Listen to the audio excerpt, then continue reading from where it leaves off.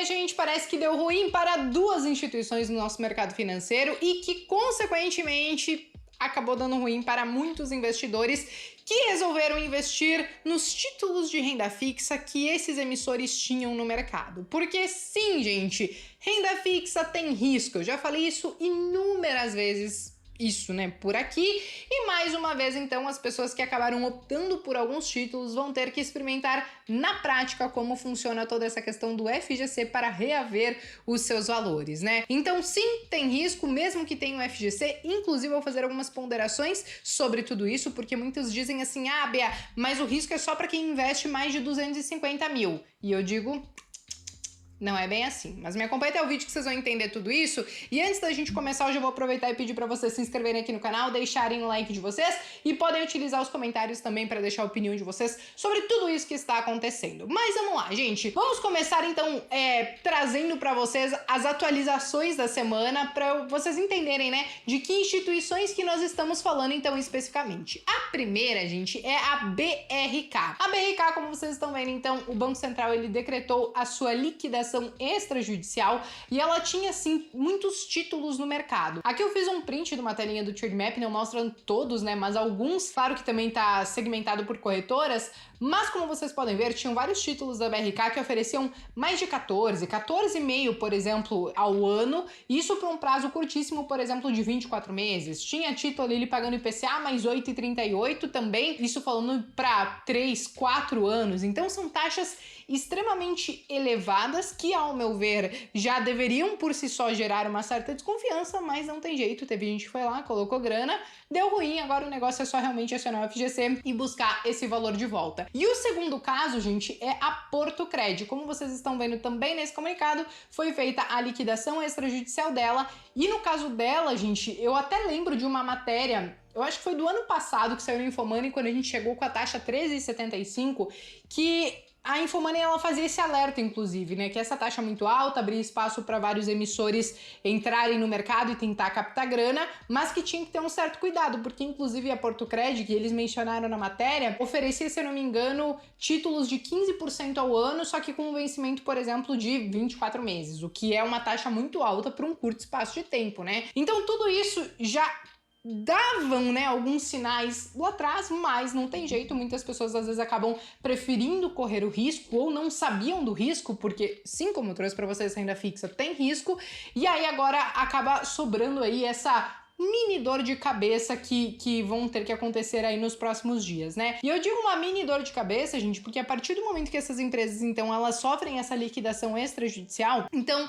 os valores que os investidores colocaram ali, eles só poderão ser resgatados através ali do FGC, que é o Fundo Garantidor de Crédito, né? E aí o Fundo Garantidor de Crédito, eu já quero começar a trazer algumas perguntas e respostas que vocês me enviaram. Existem alguns limites, né? Então vamos lá. A primeira pergunta que me foi feita quando eu trouxe toda essa matéria e tudo isso que aconteceu lá no Instagram, né? Qual é o valor máximo garantido pelo FGC? Bom, gente, o valor máximo é de R$250 mil por instituição, só que você tem um limitador de R$1 milhão por CPF, e tudo isso tem um prazo também, tá? Porque inclusive você pode não conseguir usar o FGC se durante 4 anos, por exemplo, você exceder o número de chamadas do FGC ao ponto de que ultrapasse aquele 1 milhão por CPF. E aí, né, tudo bem, eu acho que até é relativamente difícil acontecer, não é sempre que tem essas questões que precisam ser acionadas do FGC.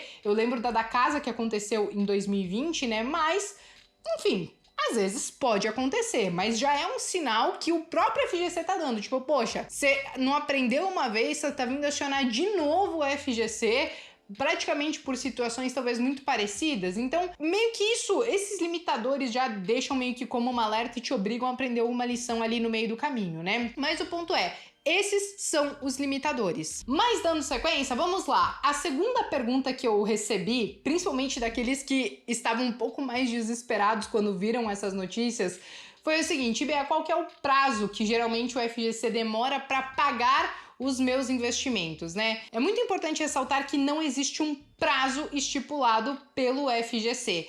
mas eles falaram que entre 10 e 15 dias eles já começam ali os trâmites para fazer os pagamentos e existe aí uma média de prazo que gira ali em torno de 30 a 45 dias para você receber os seus pagamentos. Outra pergunta que foi feita, tá, gente, é quais são os títulos, né? Porque nesse caso aqui nós estamos falando de muitos CDBs, mas quais são os títulos que o FGC ele pode dar a cobertura, né? Então nós temos aqui CDB, LC, LCI, LCA, todos esses títulos, tem mais alguns inclusive, né, que você tem a cobertura do FGC, mas acima de tudo isso é importante que a própria instituição ela esteja lá no hall de empresas do Banco Central e que também estejam ali no hall de empresas que têm a cobertura do FGC. Não entra, por exemplo, na cobertura do FGC aquelas previdências privadas, né, PGBL, VGBL, títulos do Tesouro, fundos de investimento.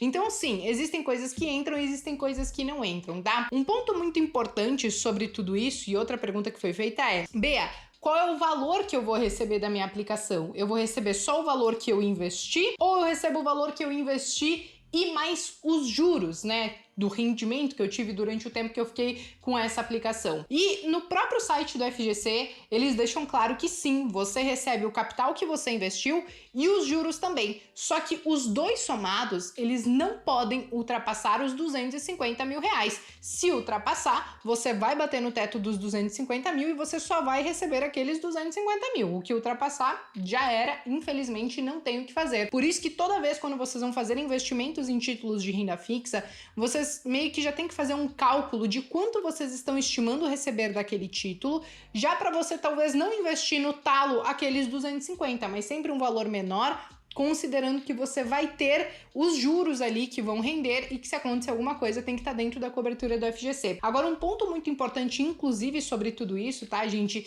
E é aqui que eu digo para vocês, né? O risco da renda fixa, ela não tá só para quem investe acima de 250 mil. Ela tá também pelo simples fato do risco ali do emissor, porque o que acontece? A partir do momento que existe essa notificação, né, do Banco Central, que essas instituições, elas têm essa ocorrência, então o que acontece? O seu dinheiro é como se ele sofresse uma paralisação e você para de receber juros a partir dessa data. Então o que acontece? Se você demorar 30, 40, 60 dias para receber o seu dinheiro, durante todo esse período não teve juro nenhum, não teve rentabilidade nenhuma. Era aquilo que tinha até a ocorrência. Depois disso, o dinheiro está parado ali. Então eu digo que, inclusive, isso entra no rol de riscos para serem observados, porque é um dinheiro que vai estar parado ali e que não vai estar rendendo nada e que, se talvez estivesse em algum outro lugar, ele poderia pelo menos estar trabalhando um pouco mais para você. Então, por isso que é muito importante sempre analisar essa questão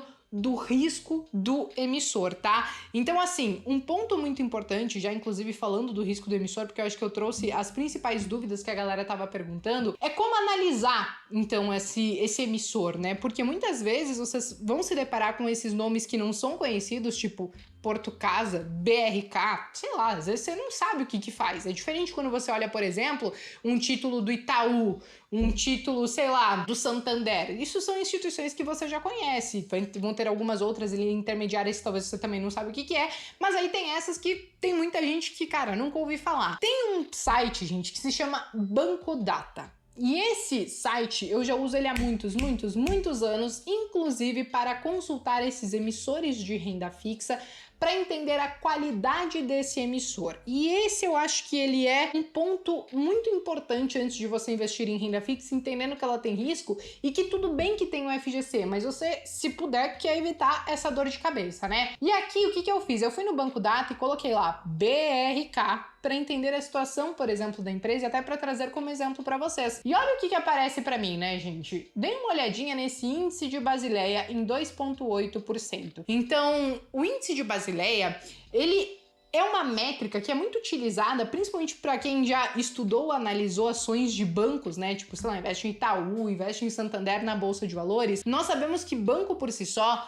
não tem um endividamento, né? Porque a função dele, inclusive, né? Eles pegam o dinheiro da galera e empresta do outro, então não tem como você mensurar esse endividamento. Então o índice de Basileia, ele vem para trazer a capacidade desses bancos de conseguir saldar as suas obrigações. Então eles consideram tudo que eles arrecadaram através de investimentos, de depósitos e tal, e todas as obrigações que eles têm ali da galera que talvez eles ofereceram crédito e tal. E aí o índice de Basileia ele surge através, óbvio, de uma conta mais complexa do que isso, mas que basicamente mede capacidade de solvência, vamos dizer assim, desse banco. E voltando para a imagem, como vocês podem ver, o BRK estava em 2,8. E aí existe um mínimo ali aceitável, vamos dizer assim, que gira na casa dos 11%. Se vocês colocarem nesse banco data, por exemplo, Itaú, Banco do Brasil, Santander, essas empresas assim, vocês vão ver que o índice de Basileia vão estar lá em 14, 15, 17, 18%. E aí estão bem acima daquele mínimo aceitável, que não é o caso, por exemplo,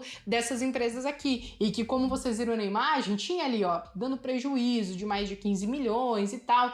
Tinham indícios, né, por exemplo, de que tinha risco em cima de tudo isso. Então, sempre antes de investir em algum título de renda fixa, eu sempre recomendo que seja feita, inclusive, essa pesquisa, né, para vocês entenderem, né, quem é o emissor, o que que tá ali por trás. Tá com uma taxa interessante, mas qual é o risco que tá me oferecendo? Que tipo de empresa que é? Porque muitas vezes essas empresas, elas funcionam muitas vezes dando créditos para uma galera, às vezes, que já não consegue pegar empréstimo em outros lugares, então o risco já é um pouco maior, o risco do calote, de não receber, etc e tal. Não tô falando que é exatamente o caso, mas que sim, já aconteceu isso no passado, então essas empresas elas têm um risco mais elevado, até por conta disso você vai acabar vendo uma taxa um pouco mais elevada. Então fica o meu alerta para vocês não olharem somente as taxas, entrem ali de uma forma muito simples no Banco Data, consultem então a qualidade dessa instituição antes de investir, e se você ainda assim quiser investir, pelo menos você está ciente do risco que você está correndo, porque volto a repetir que renda fixa tem risco, tá? Agora, um último ponto sobre tudo isso, gente, é a questão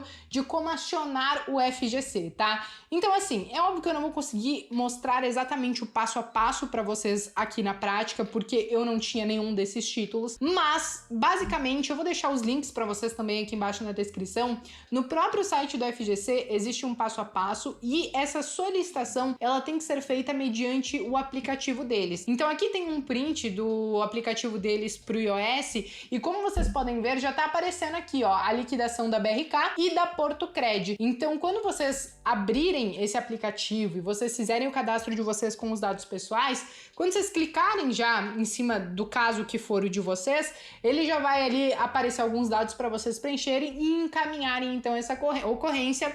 E aí, claro, vocês vão ter que aguardar ali o prazo, que não tem um prazo estipulado, para poder receber esse valor, tá? Então, assim, vai ter que tirar um certo tempo. É aquilo que eu digo para vocês, o risco não é somente para quem tá acima de 250 mil, porque você acaba tendo que perder tempo buscando informação, entender como faz, baixa o aplicativo, faz cadastro, preenche ali as suas requisições, se precisar enviar documento, envia documento. Então, assim, tem todo esse estresse, além de, claro, aquela coisa que eu falei para vocês antes, né? O seu dinheiro, ele rendeu até aqui, até você receber o dinheiro lá na frente, você não tem rentabilidade nenhuma e seu dinheiro tá parado também. Então, basicamente, gente, eu acho que eram essas as informações, as atualizações que eu queria trazer sobre esses dois casos. Se vocês tiverem qualquer outra dúvida, podem colocar nos comentários, mas eu vou deixar todos os links para vocês aqui na descrição sobre essa questão, os comunicados, né, da BRK, da Portocred, do passo a passo de como solicitar, então, o FGC para vocês terem o valor de volta para vocês.